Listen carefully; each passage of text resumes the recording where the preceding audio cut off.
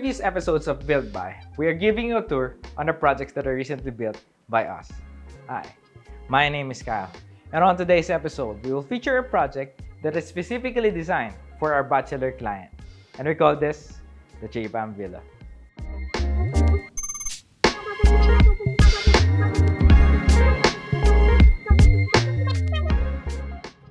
Modern eclectic interior is a reflection of our client's character and status, him being a bachelor and an established man. The architectural style of our exterior, our facade, is more of a contemporary design. It's not that usual na nakikita natin na design sa mga house facade, especially sa area niya. Kung makikita nyo dito sa area na to, parang siya lang talaga yung nagsistand out when it comes to the color of the house, the profile of the house. May pagka-cubism yung configuration ng house niya. The concept was like a modern eclectic approach. So modern eclectic, you can see some of the pieces here na parang mid-century, such as this sofa sa living room niya, the beds doon sa ating master bedroom. Modern luxury yung dating niya. Cohesively, nilagay natin yung mga materials na kumbaga seamless yung color niya, yung texture niya. And then we stick to the palette na very manly, very masculine yung dating niya. But before we begin to our walkthrough, if you're new to our channel and haven't subscribed yet, please click the subscribe button and the notification bell to stay in the loop on the projects that we release. So this project is a contemporary bachelor's villa, and the architectural style is basically contemporary. By the way, this one is designed by GK Architects. It is a 2-story, 2-master's bedroom villa, and the lot size itself is around 120 square meters, and the total floor area is around 175 square meters. Dito pa lang very evident na yung color scheme ng bahay from the outside and going to the inside. So dito meron tayong mga gray and black tones na already. Dito sa facade, naglagay tayo ng parang sandstone finish na tile, and accentuate natin ng strip light na naka-embed dun sa mismong tile, and also dun din sa sloping natin, dun sa ceiling niya. And here, we have installed the sliding metal gate that slides through here, dito sa ating metal fence na medyo mesh type. Ito, makikita nyo yung purpose niya later on. So now we go naman to the inside. So here we have a carport for one car. It is around 20 square meters in area.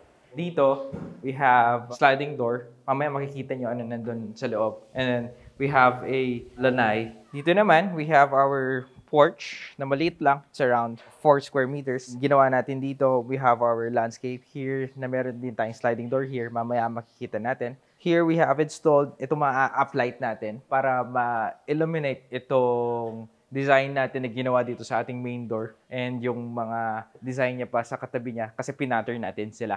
And we have this aluminum door handle na incorporated sa ating wooden door. And this one, ang ginamit natin dito is pivot hinge, no? Para pag in-slide mo, wala kang makikita hinge dito sa gilid. Right? So, pasok naman tayo sa loob. So, as you enter the house, dito pala makikita mo yung pagka-open planning ng bahay. Kasi open lang siya, makikita mo na agad lahat ng yung living room, kitchen, and also the dining area. But before that, dito muna tayo. And dito, makikita nyo na kung paano yung dinesign sa harap na nandun yung mga groove panels natin ito. Ganun din dito sa likod. So, para pag nakikita mo itong ating main door, mas mukhang lumalaki siya kasi yung pattern nila isa lang. Hindi siya plain lang tignan. Ito na yung pinaka-accent dito sa ating living room sa main entrance. And dito naman, dito sa ating window and sliding door, ginamitan natin siya ng smart curtain. Bakit siya smart curtain? Kasi yung mga ibang sheer curtain is parang light lang sila. So, nakikita mo kasi yung labas and loob. But this one, pwede mo siyang i-black out. If you could just slide this one, mabu-blackout mo siya at hindi ka na makikita from the outside. And you can also fully open this one, no? But before that, kahit hindi mo pa na-open, you can come in, no, anywhere kasi naka-panel sila. Unlike dun sa sheer na iisang buo lang sila. Alright? And when you open this one, makikita mo yung ating window/sliding door. Na when you open this, you will have an experience na parang meron kang indoor and outdoor experience, no? So, dinesign ni architect, parang minesh type niya to para at least hindi sobrang kita kasi tinaasan natin siya. Pero, and also, hindi rin siya parang nakukulong siya. So, more light still is coming in. And also, we've installed ng screen door na hard mesh para at least pwede mo pa rin sarado kung medyo malumok or may insect sa labas. Para at least air still coming in kahit na naka-open yung ating sliding or window. So dito sa ating living room, we have this ditong sa side ng stairs natin. Ginamitan natin ng fluted, which is also serves as yung TV wall natin. And dito, as you push this one, meron tayong storage area pa dito. No, sa ilalim ng stairs, at least nagamit pa rin natin siya. Ang floor area ng living room na to is around 20 square meters. Itong mga furnitures na ginamit, mga decors, and also curtains, and also the landscape are specially created and handpicked by our architect para at least mag-blend in lahat dito.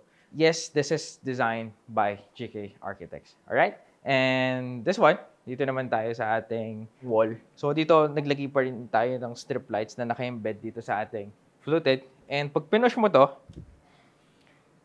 nandito ang ating powder room. Alright? It is a small powder room na saktong-sakto lang. In-incorporate pa rin natin yung mga fluted natin dito. Meron lang tayong toilet dito at maliit na sink. And we have installed dito yung uplight na strip light, no? And also, dito, meron tayong glass window. This serves as also a glass door na you can open yung mga window niya, like this one, na owning window. But also, ma-open mo rin tong buo. So, you can go outside of the garden. Or kung gusto mong chill ka lang dito and naka-open yan. Yes, meron din itong sarili niyang blinds. Alright? So, you can fully close this one. Proceed naman tayo sa ating formal kitchen. So, mostly sa mga ginagawa natin, sa design and build natin, ginagawa talaga namin center of attraction itong kitchen kasi ito yung pinakagamit. And also, when you have friends over and you have guests, no, ito lagi ang pinakagamit. And also, ito ang ating center island. So, we have, ginawa natin dito, parang dilagyan natin ng nook dito that can serve as your breakfast nook. And also, when you have guests, pwedeng dito na kayo kumakain. At least you can still prepare here and also interact with your guests and your family members. Dito, linagyan natin ng ample amount of storage spaces. We have 3 na mga wire baskets dito, no, for your utensils, mga gamit mo sa kitchen and all. And we have drawers here, no. And dito, meron din tayong outlet para at least kahit na dito ka na mag-prep, pwede siya, pwedeng dito ka, yung mga kitchen tools, electric kitchen tools mo, pwede mong magamit dito sa ating center table. So, yun, multi-purpose siya. So, you can eat here and also do your kitchen works here. And balik tayo dito, we have our sink dito na ginamitan natin pa rin ng mga black fixtures to complement yung house. Meron tayong window dito that is overlooking dito sa ating garden. When you're washing the dishes at nandito ka, you're working here, medyo relax pa rin at maaliwalas pa rin kasi hindi blocked yung dito sa harap mo. And tinernohan natin siya ng black blinds, no? So, yes, and we have more storages here. Meron tayong utensils tray dito. So, and a lot of more storage here. Meron tayong trash bin here na naki-incorporate sa ating cabinet door. So, here we have our stove, countertop stove. Dito, oven na in-incorporate natin sa ating modular cabinet. And by the way, this one is quartz. Ginamit natin sa mga countertops natin is quartz. And also, dito naman sa ating backsplash, ginamitan natin ng granite tile na may marble design and ginamitan natin ng aluminum trim dito sa dulo para malinis yung termination. And dito, we have our microwave na lalagyan na ng microwave. And this one, meron tayong maliit na parang coffee nook. We have our drawers here and your coffee, of course. Meron tayong outlets dyan. And also this one, meron tayong storage pa dito, mga open shelves na linagyan natin ng accent na strip light na naka-incorporate, naka-embed dito sa ating modular cabinet. And also this one, mga storage spaces pa. Ang ating floor area ng ating formal kitchen and also this dining area is around 25 square meters. So dito, hindi siya sobrang laki, no? Parang ito yung dining area mo, ito na yung informal kitchen mo, but when you're here, nakikita mo pa rin yung openness, no? So nakikita mo yung living area mo dito. Alright? And we have here yung ating sliding door. We have our lanai or patio here. No? So if you have guests, pwede ka pang maglagay ng tables there para mas lalaki yung dining space. Alright? And now, we go naman sa ating service area. Alright? This is a full service area. Nandito yung door niya. And when you get here, there's a lot of space, no? We have our modular cabinet pa dito installed, no? So, pwedeng storage spaces, pwedeng yung mga laundry bins and all, pwede sila lahat dito, and tools and stuff like that. So, kanina, makikita nyo, yung from the garage, leading to the patio, meron tayong door dito that is going straight here sa ating service area. So, from garage, kung meron kang bit-bit na mga pamalengke or goods, stuff goods na medyo wet goods, pwede mo nang straight dito sa ating service area. And ginamitan natin to ng steel gate na meron screen para at least air is still coming in. Kasi dito, medyo firewall na tayo, wala na tayong masyadong ventilation. So, might as well in-incorporate na natin dito sa ating gate. So, makita nyo screen nito, mga hard mesh screen yung mga ito, but it's still safe kasi ginamitan natin ng metal. So, dito naman, so you have your washing machine here, your stove, no, para pwede rin magluto dito. And we have also the sink dito sa atin. And also, this one will serve as the maid's room. So, it's just a little maid's room na meron tayong linagay na awning window para at least medyo mas malaki yung opening para at least mas well ventilated siya. And also, meron din siyang sarili niyang toilet and bath. And for this one, sa ating maid's room is around 5.2 in area. Dito sa ating bathroom is around 2.2 square meters. And dito naman sa ating service area, ang floor area nito is around 12 square meters. Lanai and patio, we have like around 8 square meters naman. So proceed naman tayo upstairs. So going upstairs, no, you will be greeted by this beautifully designed stairs. Hindi siya yung usual stairs, no, na wood yung step niya. So cement finish siya. Pero tinap coat natin siya ng lime wash. So lime wash natin the entire steps and also the wall. So para medyo seamless ang dating niya, linagyan natin to ng mga light steps, no, ng strip light steps. And ginawa natin dito sa kanyang railing is simple lang na glass railing. Wala na tayong mga posts and also wala tayong handle para mas malinis tignan, para kitang-kita itong stairs natin, itong accent ng stairs natin. Alright? Meron tayo dito sa wall, no, na ginawang design pa. Nagyan natin siya na parang sandstone finish na tiles. So those are just tiles and we have your large window there na tuloy-tuloy sa ating sliding door. And dito, ito yung sinasabi ko na lime wash pa rin ang finish natin dito sa wall na tuloy-tuloy siya dito sa ating stairs. So looking from this angle, dito sa top view niya, makikita mo talaga yung effect ng stairs. Ang ganda ng tama niya sa lime wash nitong ating mga strip lights. Alright? So, going here, o dito sa ating hallway, by the way, yung ginamit natin flooring dito sa hallway in the family lounge, gumamit tayo ng glossy na marble gray. Alright? And then dito naman, ito ang ating junior masters. So dito sa ating junior masters, straightforward lang siya. You have your bed. And this one, in-accentuate natin itong sa headboard niya ng lime wash din. And we have installed this strip lights na naka-embed sa ating ceiling para magandang yung tama niya sa ating lime wash. And also, we have accentuated with border na charcoal gray and also yung bottom part niya. So, we have our outlets here and also there na meron ding switch para you can still close the lights kahit na nakahiga ka na doon. So, hindi mo na kailangan tumayo. Alright? So, dito, we have our junior master's bath. No? And here it is. This is just a small one. So, we have our bath here and also yung toilet and sink. And dito, ginawa lang natin dito instead of doing a niche dito. So, ginawa natin ledge type na lang.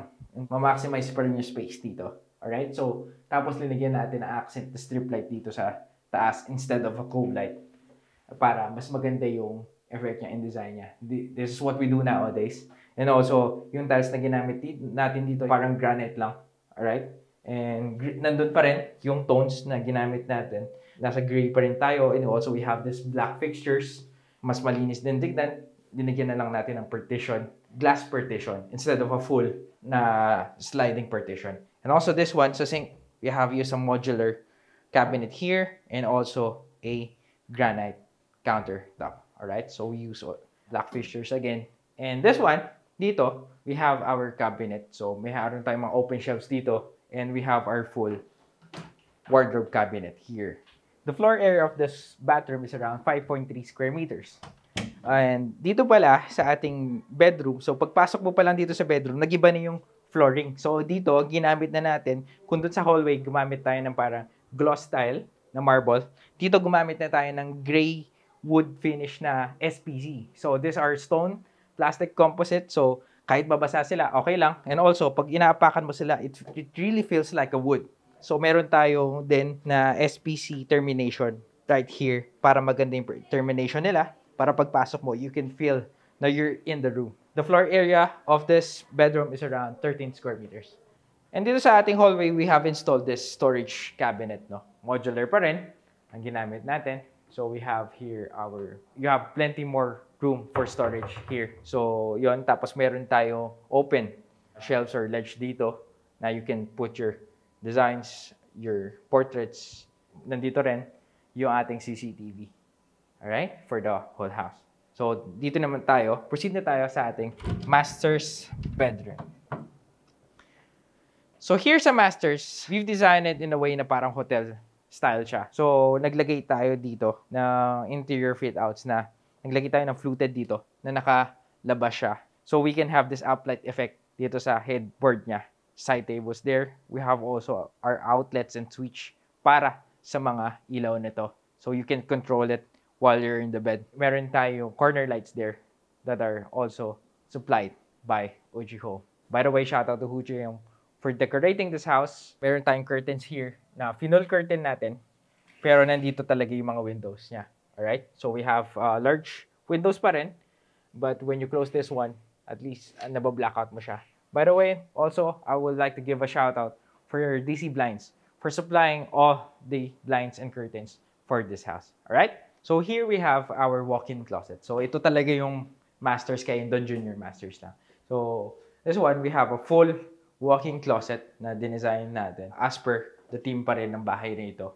So we have used the charcoal gray finish sa ating mga laminates for this modular cabinet. And also, yung accent natin na mga wood accents, medyo dark tones pa rin sila. And we have incorporated strip lights all over. Pati papasok sa ating mga wardrobe cabinet na black yung trim natin ng mga domino. And we also use this one parang tinted na glass dito. So, hindi sobrang kita pero kita mo pa rin. Parang tanaw mo pa rin kung what's inside. And dito naman, we have our full ensuite and bath dito sa ating masters. So, we have here ang ating sink na just like yung sa baba kanina, this one is custom made. So, ginamitan natin to ng sintered stone na parang marble finish siya. So, medyo dark tone siya. And we have our modular cabinet here na ginaya natin yung design niya. Alright? Na pinag-match natin yung design niya. And also, ginawa natin itong parang slope lang yung sink niya na nandito sa side yung kanyang fixtures, itong kanyang faucet na black trim. And dahil custom to, we have custom this na ito yung drain niya. Itong parang line lang dito. Pero yung pinaka-drain niya nandito pa talaga sa loob. So, yung slope niya. Kaya maganda yung effect ng sink na ito and hindi siya yung tumatalsik sa'yo. Alright? So, dito, linagyan natin ang accent strip light dito na weatherproof and para maganda yung effect niya dito. So, we have this parang gray tiles na sandstone dito na matte. So, at least yung reflection, maganda yung tama. So, dito naman sa ating shower area, so, ganun din ang tiles na ginamit natin para seamless lang lahat. And also, yung ledge natin, tuloy-tuloy pa rin siya. So, yung coming from there, tinuloy-tuloy natin yung ledge papunta dito. So, you can put your, dito, yung mga shampoo and all. And also, ginamitan natin to ng shower na naka-embed dito sa wall para mas maganda yung design niya dito. And also, yung ginamit natin faucet dito is different. Is parang iba yung flow niya. No? Unlike the regular na mga faucet natin. The area of this bathroom is around 5.2 square meters. And also, for this walk-in closet, the area of this one is around 8 square meters. And this bedroom is around 14 square meters. So, balik tayo dito sa ating family lounge. No?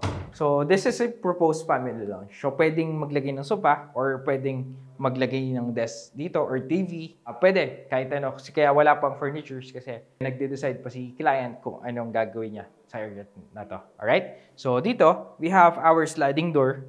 No? So, when you open this one, you will be outside the balcony. So you're here in the balcony. So yung balcony natin medyo paikot siya.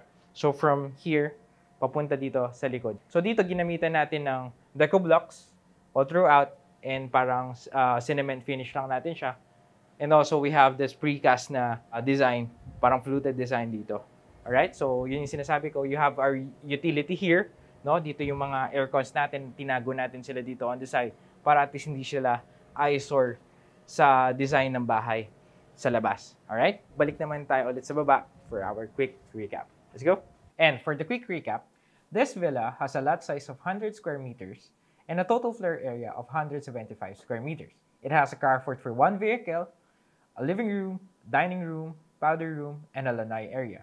A formal kitchen, service area, a maid's room, and its own toilet and bath. And for the second floor, we have a junior's master bedroom and a master's bedroom with a walk-in closet, both rooms having their own toilet and bath, a lounge area, and a balcony.